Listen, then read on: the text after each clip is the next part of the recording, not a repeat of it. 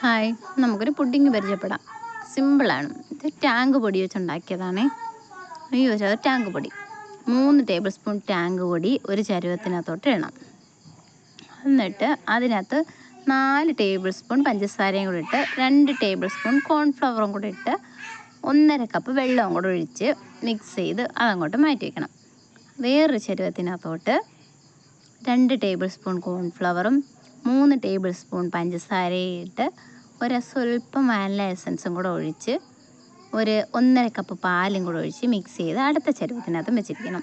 ഇത് രണ്ടും ഒരേപോലെ തന്നെ ഗ്യാസ് അടുപ്പിനകത്ത് വെച്ച് ഒരേ ഫ്ലെയിമിൽ വെച്ച് മാത്രമേ ഇളക്കി കൊടുക്കാവൂ. കൈ എടുക്കാതെ ഇളക്കണം. ലോ ഫ്ലെയിമിൽ വെച്ച് ഇളക്കാവൂ. പെട്ടെന്ന് അടുക്കി പിടിക്കുന്ന സംഭവമാണിത്. അതുകൊണ്ടാണ് അത് അടുപ്പിലോട്ട് വെച്ച് ഇതുപോലെ ഒരേപോലെ തീ കത്തിച്ച് അടുപ്പിനകത്തോട്ട് വെച്ചിരിക്കണം. എൻ്റെ കയ്യിൽ സ്റ്റാൻഡൊന്നും ഇല്ലാത്തതുകൊണ്ട് ഞാൻ ഫോൺ താത്ത് വെച്ചിട്ടാണ് 2 കൈയും വെച്ച് ഇത് ഇളക്കി ഒന്ന് നന്നായിട്ട് കുറുവി വരുന്ന പരുവാകുമ്പോൾ അറിയാമല്ലേ, ആ പരുവാകുമ്പോഴത്തേക്ക് എടുത്ത് ഇതുപോലൊരു ബൗളിൽ ആദ്യം നമ്മൾ ടാങ്ക് പൊടിയുടെ മിക്സ് ആദ്യം ഇതിനകത്താക്കിയിട്ട് കൊടുക്കണം. പിന്നെ മറ്റേ പാലിൻ്റെതും ആക്കി വെച്ച് കൊടുക്കണം.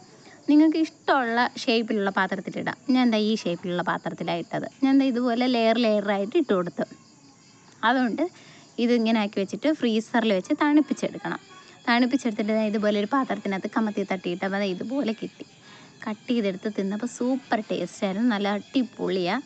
എല്ലാവരും മസ്റ്റായിട്ട് ട്രൈ ചെയ്ത് നോക്കണം. ഇഷ്ടപ്പെട്ടെങ്കിൽ സബ്സ്ക്രൈബ് ചെയ്യണം, ലൈക്ക് ചെയ്യണം. വേറെ എന്തെങ്കിലും സംശയം ഉണ്ടെങ്കിൽ കമൻറ്റ് അയച്ചാൽ മതി.